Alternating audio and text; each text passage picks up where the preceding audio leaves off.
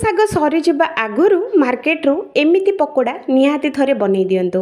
ଖାଇବା ପାଇଁ ବହୁତ ହି ସ୍ୱାଦିଷ୍ଟ ଲାଗେ, ବହୁତ ହି ଚଟପଟା ଲାଗେ, ପୁରା କିଛି ନୂଆ ଖାଇଲା ପରି ବି ଲାଗିବ। ତ ହ୍ୟାଲୋ ସାଙ୍ଗମାନେ, ମୋ ଚ୍ୟାନେଲରେ ଆପଣମାନଙ୍କୁ ସମସ୍ତଙ୍କୁ ବହୁତ ବହୁତ ସ୍ୱାଗତ ଜଣାଉଛି।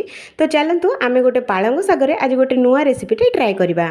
ତ ପ୍ରଥମେ ପାଳଙ୍ଗ ଶାଗ ଗୁଡ଼ାକୁ ନେଇଯିବା, ତାକୁ ବଢ଼ିଆ ସେ ଆମେ ଧୋଇ ନେବା। ଏମିତି ପୁରା ପତଳା ପତଳା କରିକି ଆକୁ କାଟି ନେବା। ତ ଦେଖନ୍ତୁ ମୁଁ ଆକୁ ପାଳଙ୍ଗ ଶାଗ ଗୁଡ଼ାକୁ ବଢ଼ିଆ ସେ ଧୋଇକି 2ରୁ 3 ଥର ଆକୁ ଏମିତି ପୁରା ସରୁ ସରୁ କାଟି ନେଇଛି। ତ ଏମିତି ଆକୁ କାଟି ନେବେ। ତ ତା ଦେହରେ ଦେବା ଗୋଟେ ମିଡ଼ିୟମ୍ ସାଇଜ୍ର ଆଳୁ, ଏମିତି ଆମର ଯେମିତି ଲମ୍ବା ଲମ୍ବା ପୁରା ପତଳା ପତଳା କାଟିକି ଏଇଠି ଆମେ ଦେଇଦେବା।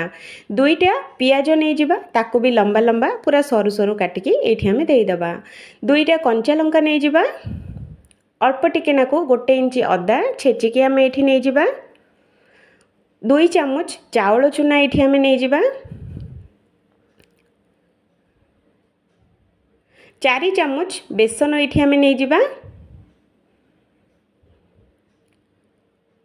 ଅଳ୍ପ ଟିକେ ନାକୁ ଜିରା, ଶୁଖିଲା ଲଙ୍କା ଜିରା ଆଉ ଲଙ୍କା ଗୁଣ୍ଡ ଏଇଠି ଆମେ ଦେଇଦେବା। ସ୍ୱାଦ ଅନୁସାରେ ଲୁଣ ଆମେ ଏଇଠି ଦେଇଦେବା। ଅଧା ଚାମଚ ଧନିଆ ଗୁଣ୍ଡ ଏଇଠି ଆମେ ଦେଇଦେବା।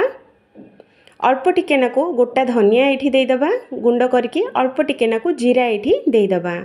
ଅଳ୍ପ ଟିକେ ନାକୁ ଆମର ଭୃସୁଙ୍ଗା ପତ୍ର ଏଇଠି ଆମେ ଦେଇଦେବା। ଯେକୌଣସି ବି ନାସ୍ତା ପକୋଡ଼ା ବନାଉଛନ୍ତି ନିହାତି ଭୃସୁଙ୍ଗା ପତ୍ର ୟୁଜ୍ କରନ୍ତୁ, ଟେଷ୍ଟଟା ବହୁତ ବଢ଼ିଆ ଆସିବ।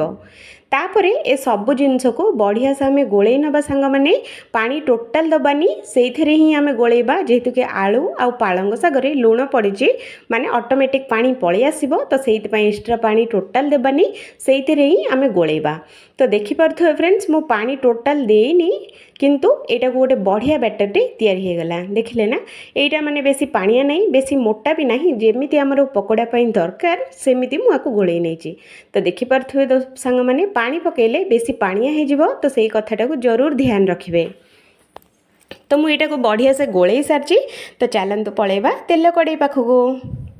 ତ ମୁଁ ତେଲ ବସାଇ ନେଇଛି ହାଲକା ମିଡ଼ିୟମ୍ ଗରମ ହେବା ପାଇଁ। ମିଡ଼ିୟମ୍ ଗରମ ହୋଇସାରିଲା ପରେ ଏଇଗୁଡ଼ାକ ବେଶୀ ଛୋଟ ନାହିଁ, ବେଶୀ ବଡ଼ ନାହିଁ, ଆପଣମାନଙ୍କୁ ଯେଉଁ ସାଇଜ୍ର ଦରକାର ସେଇ ସାଇଜ୍ର ଏଇଠି ଆମେ ପକୋଡ଼ା ଗୁଡ଼ାକ ପକାଇବା।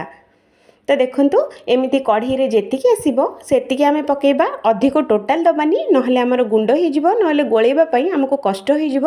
ତ ସେଇଥିପାଇଁ ଯେତିକି ଆସିବ ସେତିକି ଗୋଟି ଗୋଟି କରିକି ଛାଡ଼ି ଛାଡ଼ି କରିକି ଏଇଠି ଆମେ ପକାଇବା। ସବୁତକ ପକାଇ ସାରିଲା ପରେ 2ରୁ 3 ମିନିଟ୍ ପାଇଁ ଆକୁ ପୁରା ଛାଡ଼ିଦେବା। ଗ୍ୟାସ୍ର ଫ୍ଲେମ୍ଟା ଲୋ ରଖିବା, ଲୋ ଟୁ ମିଡ଼ିୟମ୍ ରଖିବା, ହାଇ ଦେବାନି, ପୁରା ଲୋ ବି ରଖିବାନି, ମିଡ଼ିୟମ୍ ସାଇଜ୍ରେ ଆକୁ ଆମେ ବନେଇବା। ତ ଏଇଟା 2ରୁ 3 ମିନିଟ୍ ହୋଇସାରିଲା ପରେ ଗୋଟେ ସାଇଡ଼୍ ବଢ଼ିଆ ସେ ଆମର ଫ୍ରାଏ ହୋଇଗଲା ପରେ ଏଗୁଡ଼ାକ ସବୁ ଆମେ ଓଲଟେଇ ଦେବା। ଏମିତି ହିଁ ଆକୁ ଗୋଳେଇ ଗୋଳେଇ ଆକୁ ଗୋଲ୍ଡେନ୍ କଲର୍ ଆସିଲା ପର୍ଯ୍ୟନ୍ତ ଆକୁ ସେକିବା ଫ୍ରେଣ୍ଡସ୍। ତ ଦେଖନ୍ତୁ ଏଗୁଡ଼ାକ ବଢ଼ିଆ ସେ ଆମର ଗୋଲ୍ଡେନ୍ କଲର୍ ଆସିଗଲାଣି। ଏଗୁଡ଼ାକ ବାହାରୁ ବହୁତ କୁରକୁରା ହୋଇଥିବ, ଭିତରୁ ପୁରା ନରମ ନରମ ରହୁଥିବ। ତ ଦେଖନ୍ତୁ ଏଗୁଡ଼ାକ ସବୁ ଆମେ ବାହାର କରି ନେବା। ତ ଦେଖନ୍ତୁ କେତେ ବଢ଼ିଆ ଲାଗୁଛି, ଦେଖିଲେ ନା। ତ ଚାଲନ୍ତୁ ବାକି ତକ ଯେତିକି ଆମର ରହିଲା ବ୍ୟାଟରଟା ସେମ୍ ସେହିପରି ମିଡ଼ିୟମ୍ ସାଇଜ୍ର ଏଇଠି ଆମେ ଦେଇଦେବା।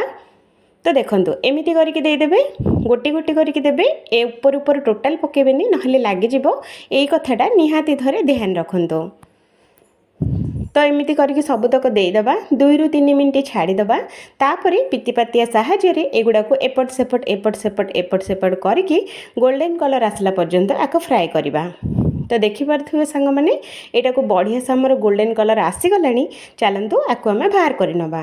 ତ ଦେଖନ୍ତୁ ଆମର ପାଳଙ୍ଗ ଶାଗର ଆଉ ଆଳୁରେ ପୁରା ଚଟପଟା, ପୁରା କୁରକୁରା ଆମର ପକୋଡ଼ା ପୁରା ରେଡ଼ି ହୋଇଗଲା। ଦେଖିଲେ ନା। ଯଦି ଭଲ ଲାଗେ ତ ନିହାତି ଥରେ ବନାନ୍ତୁ। ଆଶା କରୁଛି ଏ ଭିଡ଼ିଓଟା ବହୁତ ଭଲ ଲାଗିବ ବୋଲି। ଯଦି କେଉଁଠି ନା କେଉଁଠି ଯଦି ଟିକେ ହେଲେ ବି ଭଲ ଲାଗେ ତ ପ୍ଲିଜ୍ ମୋ ଚ୍ୟାନେଲଟିକୁ ସବସ୍କ୍ରାଇବ୍ କରିନେବେ, ପାଖରେ ଥିବା ବେଲ୍ ଆଇକନ୍ଟିକୁ କ୍ଲିକ୍ କରିନେବେ। ମୋର ଏମିତି ନୂଆ ନୂଆ ଭିଡ଼ିଓ ଆପଣମାନଙ୍କ ପାଇଁ ଆସିଯିବ। ତ ମୁଁ ରହୁଛି।